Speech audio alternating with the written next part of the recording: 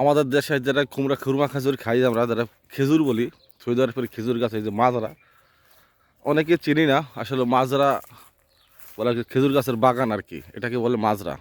দেখেন ওই যে না খেজুর হচ্ছে, এই খেজুরই বাংলাদেশে বিভিন্ন জায়গায় বিভিন্ন দেশে পাঠানো হয়। অসাধারণ, অভাব নাই। এখানে আমরা আজকে আজকে ঘুরতে আসছি মরুভূমির মাঝখানে, এরকম অনেক বাগান আছে। তো আপনাদের যদি একটু ভালো লাগে ভিডিওটা, অবশ্যই লাইক শেয়ার করে অন্যজনদের দেখার সুযোগ করে দেবেন। আসলে অনেক সময় এই ভিডিওগুলো দেখা যায় না। এই যে ছোটো ছোটো গাছ দেখেন, এই যে না খেজুর হচ্ছে, একবার ছোট গাছ, অসাধারণ। এই যে না গাছগুলো নিয়ে আছে, খুবই ভালো লাগে। আমি তো এখানে আইসা মুগ্ধ হয়ে গেছি। আপনাদের কাছে কীরকম লাগে অবশ্যই আপনারা কমেন্টসের মাধ্যমে জানাই দেবেন।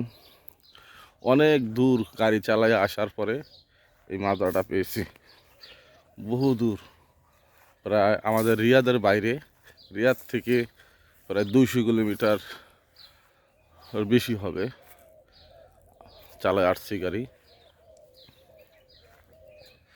দেখেন কি সুন্দর, পয় পরিষ্কার, অনেক সুন্দর সাজানো গোছানো, পাশে ফুলের বাগান আছে। এখানে আসে অনেকে ঘুরতে, আমরাও ঘুরতে আসছি, ঘুরে ঘুরে দেখতেছি খেজুর গাছের বাগানগুলো, তো খুবই ভালো লাগে। সামনে দেখতেছি একটা বড়ই গাছ, দেখি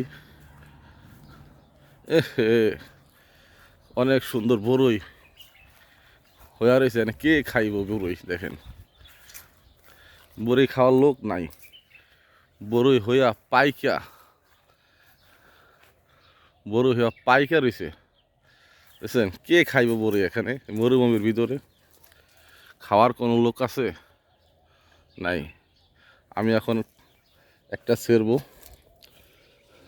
এই বড়ইটা সেরলাম, এই যে না, বুঝছেন, আমি এটা এখন খাবো। দেখেন খুব সুন্দর, এখানে অনেক ধরনের গাছ আছে। সামনে আরেকটা গাছ দেখা যায়, অনেক বড়ই গাছ আছে।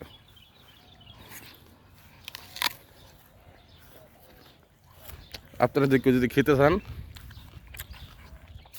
চলে আসেন। একটা কি গাছ জানি,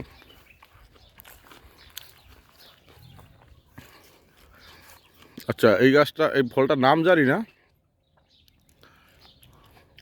খুব ভালো ফল আর কি। যদি আপনারা কেউ জানেন অবশ্যই কমেন্টসের মাধ্যমে জানাই দেবেন এটা কী ফল খায়। এই জন্য আমি একটা সেরলাম, এই জন্য আমি এটা খাবো।